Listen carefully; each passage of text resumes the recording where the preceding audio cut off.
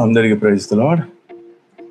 మరి ప్రత్యేకించి ఈరోజు ఈ యొక్క వీడియో చేయడానికి కారణం ఏంటంటే, నేను యూట్యూబ్ చూస్తున్నప్పుడు ఒక టైటిల్, అంటే ఒక విషయం అనేది, ఒక టైటిల్ అనేది నన్ను కొంచెం ఆకర్షించింది. అదేంటి అంటే, లలిత్ కుమార్ మరి పాస్టర్లకు లైఫ్ టైం ఛాలెంజ్ అనేసి కొన్ని పాయింట్స్ చెప్పడం, తర్వాత ఇంకా రకరకాలుగా మాట్లాడటం అనేది జరిగింది. దాన్ని కొంచెం మరి దాన్ని చూసుకుంటూ దానికి సంబంధించిన విషయాలు మనం కూడా మాట్లాడుకుందాం. మరి వాటిని అర్థం చేసుకోవడానికి ప్రయత్నం చేద్దాం.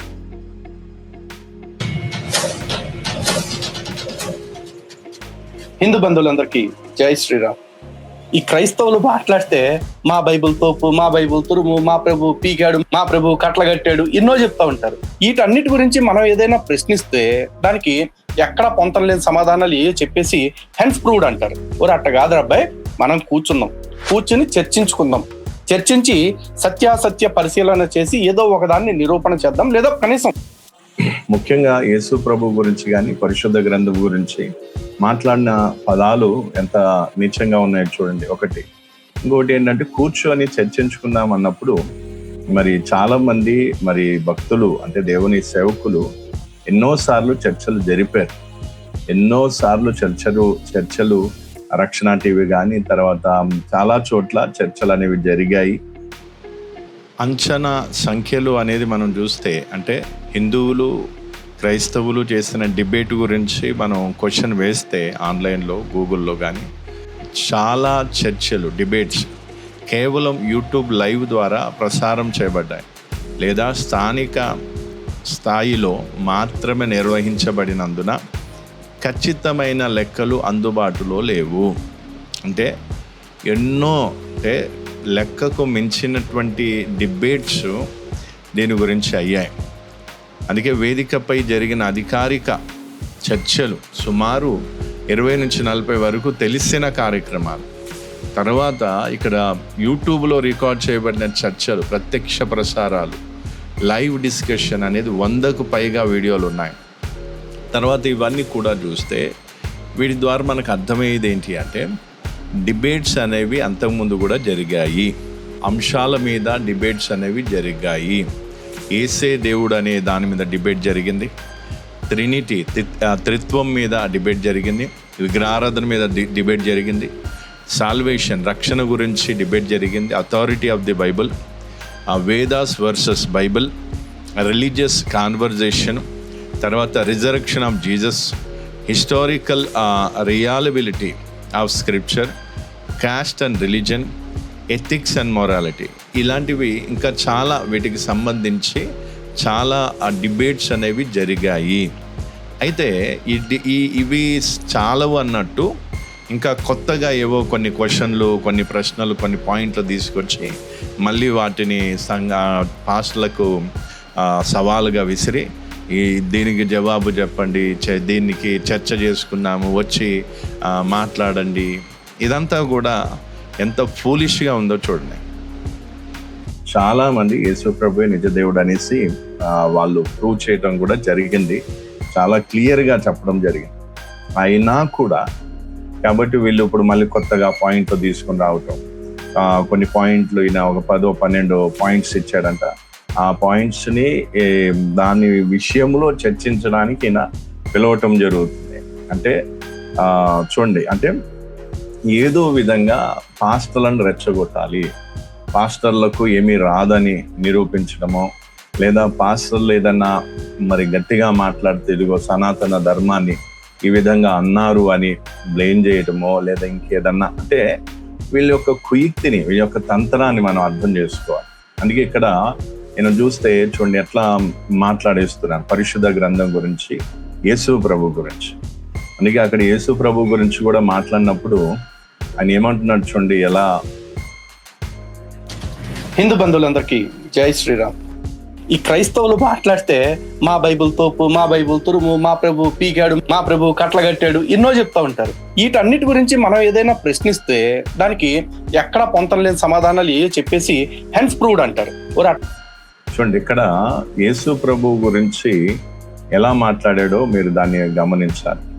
తర్వాత ఇంకా కాదు అబ్బాయి, మనం కూర్చుని చర్చించుకుందాం. చర్చించి సత్యాసత్య పరిశీలన చేసి ఏదో ఒకదాన్ని నిరూపణ చేద్దాం, లేదా కనీసం ప్రజలు తేల్చుకునే అవకాశం ఇద్దాం అని ఎన్నోసార్లు చెప్తాం. ఎవడన్నా ముందు ఏది సత్యమో ఏది అసత్యమో మాకు క్లియర్గా ప్రతి పాస్టర్కి ప్రతి సంఘ విశ్వాసులకు తెలుస్తుంది. అయితే ఏది సత్యము ఏది అసత్యము అనే విషయం మీకు ఇంకా తెలియని కారణం బట్టే ఈ యొక్క వాగుడు అనేది మీరు చేస్తూ ఉన్నారు. వస్తాడేమోనని చూస్తాం. వాడు రాడు. పైగా వచ్చినప్పుడు చాలా మంది సేవకులు వచ్చి వాదించిన చాలా ఉన్నాయి, ఓల్డ్ వీడియోస్ చాలా ఉన్నాయి.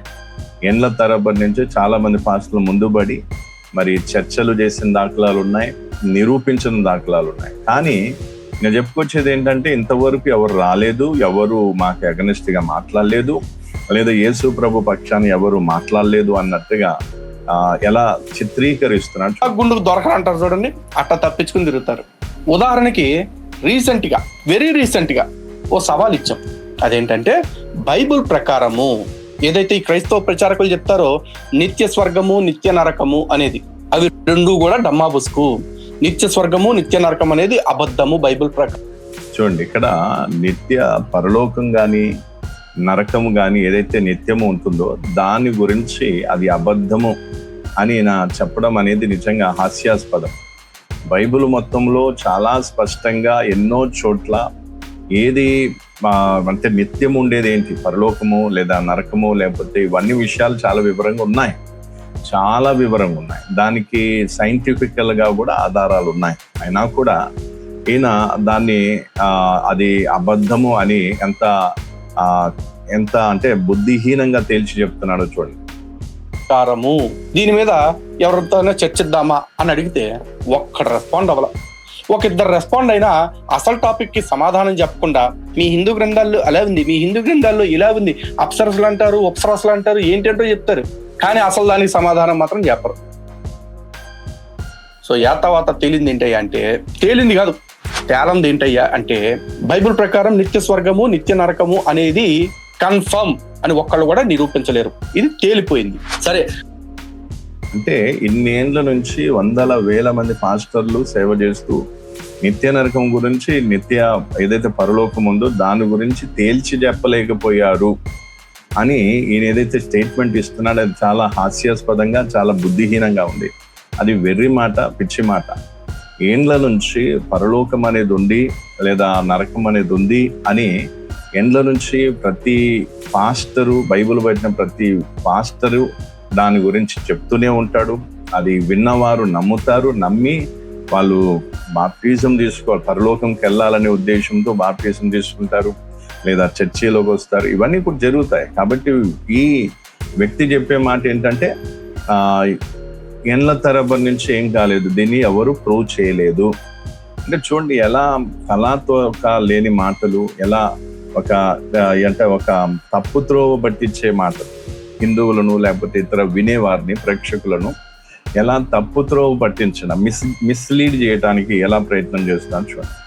స్టార్టింగ్ నుంచి మనం ఇంతవరకు చూసుకుంటే, ఇంకా తర్వాత పాయింట్స్ చెప్తాడు, దాని గురించి తర్వాత చూద్దాం. అయితే స్టార్టింగ్ నుంచి ఇంతవరకు చూసుకుంటే ఇందులో ప్రతిదీ కూడా అంటే వాళ్ళు సారాంశం చెప్తూ ఉన్నారు. యేసు ప్రభు ఇదేదో చేశాడు, అదేదో చేశాడు అని కొంచెం నీచంగా మాట్లాడటం, తర్వాత బైబిలు ఏం కాదు, అది నిజం కాదనో, లేదా బైబిల్లో రాయబడినటువంటి పరలోకము నరకము లేదా ఏదైతుందో అది నిజం కాదని కూడా ఈయన ఒక కరాఖండిగా చెప్పేస్తూ ఉన్నాడు. చూడండి, ప్రపంచవ్యాప్తంగా ఎన్నో అంటే దేశాల వారు బైబిల్ పట్టి బైబిల్లో ఉన్న దానిని నమ్ముతూ వాళ్ళు తమ విశ్వాసాన్ని వ్యక్తపరుస్తూ ఉంటే, ఈయనకు ఈ యొక్క మహానుభావునికి పరలోకం అనేది నరకం అనేది లేదు, అది అబద్ధము అని చెప్తున్నాను. ఇంకా ముందు చూస్తే ఇంకా ఏమంటున్నాడు, అయినప్పటికీ ఇంకొక ఆఫర్ ఇద్దాం అనుకుంటున్నా క్రైస్తవులకి. అదేమిటయ్యా అంటే యేసుక్రీస్తు జనరల్గా వీళ్ళు సువార్త పేరుతోటి కొంపలమ్మడి తిరుగుతూ చెప్పేది ఏంటి, సువార్త సువార్త సువార్త అంటారు. ఎందుకంటే సువార్త అంటే ఏంటయ్యా అంటే యేసు పుట్టాడు కన్యకి, యేసు మన పాపాల నిమిత్తం శిలువ మరణం పొందాడు, యేసు మరలా 3వ రోజున లేచాడు, యేసు మరలా 2వ రాకడ వస్తాడు. ఈ 4 కదా. ఈ 4 అత్యంత కీలకమైన విషయం ఏంటంటే యేసు మన పాపాల నిమిత్తము బలియాగం అయ్యాడు. లేదా శిలువ మరణం పొంది మన కోసం తన రక్తాన్ని త్యాగం చేశాడు, ఇది వాళ్ళు చెప్తారు. సో దీన్ని బట్టి బేస్ చేసుకుని మరొక అంశాన్ని వాళ్ళకి క్రైస్తవ పాస్టర్లందరికీ కూడా చర్చ్ ఆఫర్ కింద ఇవ్వాలనుకుంటున్నా. అంటే చర్చ్ ఆఫర్ అంటే చర్చ్ లాగా, చర్చిల్లో ఉండే వాళ్ళందరూ మనతో చర్చ చేసేలాగా ఒక ఆఫర్. నన్ను ఒప్పిస్తే ఆల్మోస్ట్ నా ఫాలోవర్స్ అందరినీ ఒప్పించినట్లే. యేసు మరణము త్యాగం కాదు, అది నాటకం అని నేను అంటున్నా. ఇన్ రియాలిటీ ఏంటో తెలుసా, అసలు యేసు పుట్టింది లేదు, సచ్చింది లేదు, మళ్ళీ వచ్చేది లేదు. కానీ చూడండి, అంటే వాక్యములో, బైబిల్ గ్రంథములో కొన్ని వందల వేల సంవత్సరాల నుంచి చరిత్రాత్మకంగా రుజువుపరచబడినటువంటి మాటల్ని, యెరూషలేం అనేది ఉంది, యెరూషలేంలో సమాధి అనేది ఉంది, తర్వాత యేసు ప్రభు భూమి మీదకి వచ్చాడు అనటానికి అనేకమైన ఆధారాలు ఉన్నాయి. తర్వాత బైబిల్ గ్రంథం ఎవరైతే ఉన్నారో వాళ్ళు సజీవ సాక్ష్యంగా యేసు ప్రభుని భూమి మీదకి వచ్చి రావటం చూశారు, చనిపోవడం చూశారు, ఆయన ఆరోహణం కావటం చూశారు. అంటే ఇవన్నీ కూడా, వీటన్నిటిని కూడా అబద్ధంగా తేల్చి చెప్పడం అనేది నిజంగా చాలా బుద్ధిహీనంగా, మూర్ఖంగా అనిపిస్తుంది. ఇదేదో ఆఫర్ ఇస్తున్నాము, లేదా చర్చకు ఆహ్వానిస్తున్నాము, లేకపోతే దేవుని గురించి ఏదో యేసు ప్రభు గురించి, యేసు ప్రభు నాటకం చేశాడంట, యేసు ప్రభు సిలువ మీద చనిపోలేదంట, అది నాటకం అంట, అసలు యేసు ప్రభు రానే లేదంటాడు, ఒకసారి నాటకం అంటాడు, ఒకసారి ఏమంట రానే లేదంటాడు. ఒకవేళ వచ్చిన తర్వాత చేసేది నాటకం. ఒకసారి ఏమంటున్నప్పుడు వెంటనే అప్పటికప్పుడు ఏమంటాడు, యేసు ప్రభు రానే లేదు, ఆయన రాలేదు, మళ్ళీ తిరిగి రాడు, ఇది జరగదు అనే విషయాన్ని తేల్చి చెప్తున్నారు. అంటే ఇక్కడ వీళ్ళ యొక్క బుద్ధిహీనత మనకు చక్కగా అర్థమవుతుంది. అందుకే ఈరోజు ఇంకా వీటికి పాయింట్స్ ఏవో చెప్తున్నాడు. ఆ పాయింట్స్ అన్ని కూడా నేను కూడా దాని గురించి నేను రాసుకొని ఒక్కొక్కటిగా దానికి సంబంధించిన వివరణ నేను ఖచ్చితంగా ఇద్దామనుకుంటున్నాను.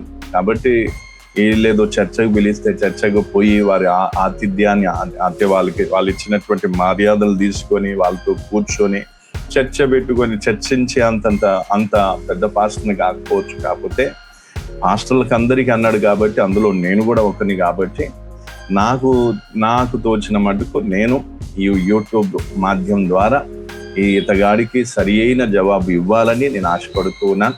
కాబట్టి క్రైస్తవ సహోదరులకు నా మనవి ఏంటంటే, మీరు కూడా ప్రార్థన చేయండి నా కోసం, అలాగే మీరు కూడా ప్రార్థన చేసుకోండి. ఈ యొక్క ఏదైతే ఛాలెంజ్ ఉందో ఇదంతా ఏంటంటే టైం పాస్ పనులు. వాళ్ళు ఏం చేస్తారంటే, ఏదో మేము పాస్టర్లు పనికిరాని వాళ్ళనో, లేదా పాస్టర్లకి జ్ఞానం లేదనో, ఎంతో మేధావులు ఉన్నారు పాస్టర్లు, ఎంతో మేధావులు, వాళ్ళు మాట్లాడితే వీళ్ళు నోరు కూడా తెరవలేని పరిస్థితి. కానీ ఏదో అక్కడేదో స్టూడియోలో పెట్టేసుకొని అందులో కెమెరా ముందు కూర్చొని ఏదో 4 అబద్ధాలు మాట్లాడేసి వీళ్ళేదో గొప్పగా ఫీల్ అవుతూ ఉంటారు. వీళ్ళు మాట్లాడేదంతా అబద్ధమే. అందుకే యేసు ప్రభు, ఖచ్చితంగా యేసు ప్రభు ఈ లోకానికి వచ్చాడు. పరిశుద్ధ గ్రంథం యొక్క విలువ, దాని గొప్పతనం ప్రపంచంలో ఎంతో మందికి తెలుసు, కానీ ఈ మూర్ఖులకు తెలియటం లేదు. వీళ్ళు ఈ బైబుల్ మీద పడేయటం, యేసు ప్రభు మీద, పాస్టర్ల మీద, విశ్వాసుల మీద పడేయటం తప్ప. ఒకటి ఏంటంటే, ఈ విధంగా బైబుల్ గురించి వీడియోలు చేస్తే, లేదా పాస్టర్లను అంటే, లేదా యేసు ప్రభుని అంటే వాళ్ళకి 3 పూట్ల అన్నం దొరుకుతుంది.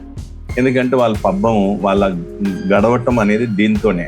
అందుకే ఎవరు పడితే వాళ్ళు ఈరోజు బైబుల్ గురించి అంటాం, యేసు ప్రభుని అంటాం, పాస్టర్లను అంటాం, అందరినీ కూడా ఎవరిని పడితే వాళ్ళని నోటికి ఎంత వస్తుందంత తిట్టడం, బూతులు తిట్టడం, ఇష్టం వచ్చినట్టుగా అంటాం జరుగుతుంది. కాబట్టి సరే, ఈ విధంగానైనా మీరు 3 పూటలు తిని బతుకుతున్నారు చాలు. మీరు ఎంతన్నా ఎన్ని విధాల అబద్ధాలు అల్లినా నిజము ఎప్పుడైనా నిజమే, సత్యం సత్యమే. కాబట్టి యేసు ప్రభు ఈ లోకానికి రాలేదని నువ్వన్నంత మాత్రాన, ఇంకోటి ఏంటంటే, ఈయనను ఒప్పిస్తే ఆయనను వెంబడించే వాళ్ళు కూడా ఒప్పుకుంటారంట. ఈయనను ఒప్పించాల్సిన అవసరం ఉంది, ఈయన వెనుకున్నటువంటి వాళ్ళను ఒప్పించాల్సిన అవసరం.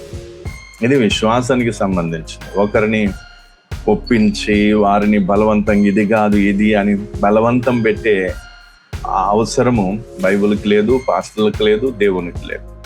ఎవరైతే నిజంగా సత్యం తెలుసుకోవాలని సత్య అన్వేషణ ఎవరైతే చేస్తారో వాళ్ళకి సత్యం గురించి తెలిసిన వాళ్ళు ఖచ్చితంగా ఈ సత్యంలోనికి వస్తారు.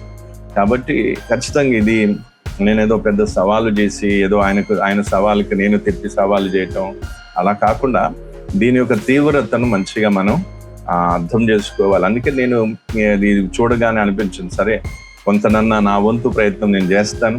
చూద్దాం ఎలా ఉంటుందో, దీని పరిస్థితులు అంటే పరిణామం ఎలా ఉంటుందో చూద్దాం. కాబట్టి ప్రభు ఈ మాటల్ని మరి ఈ విధంగా మనం ఆరంభించిన ఈ కార్యాన్ని సఫలపరచాలని ప్రార్థిస్తూ, అలాగే లలిత్ కుమార్ కానీ, వారి కుటుంబం కానీ, వారి అనుచరులు ఎవరైతే ఉన్నారో వారి కొరకు కూడా ప్రార్థిస్తూ మనం దీన్ని ముగించుకున్నాం. తండ్రి, నీకు వందనాలు, స్తోత్రాలు.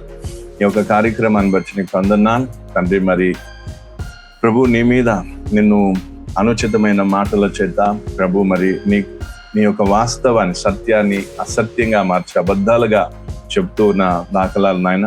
మరి ఈ విషయంలో ఏ విధంగా నేను ముందుకు సాగాలో తగిన గైడెన్స్ నడిపించు నాకు కూడా దయచేయి. అలాగే ప్రభు, మరి ఇలా నీ మీద తిరుగుబాటు చేస్తున్నటువంటి వీరి కుటుంబాలను, వారి అనుచరులను క్షమించి వారిని దీవించమని, రక్షించమని మరొకసారి మరి ఈ యొక్క చిన్న వీడియోను ప్రభు మరి ఎవరికి చేర్చాలో వారికి నువ్వు చేర్చి అనేకులతో నువ్వు మాట్లాడమని, ఇంకా ఏవైతే పాయింట్స్ ఉన్నాయో వాటిని కూడా 1 by 1 చక్కగా మేము మాట్లాడుకున్నట్టుకు, తెలుసుకున్నట్టుకు సహాయం చేయి. వాటిని వివరంగా నేర్చుకున్నట్టుకు సహాయం చేయి. మిగతా విషయాల్లో జోక్యం చేసుకుని నడిపించు. యేసు క్రీస్తు నామములో అడిగి వేడుకుంటున్నాను. ఆమేన్.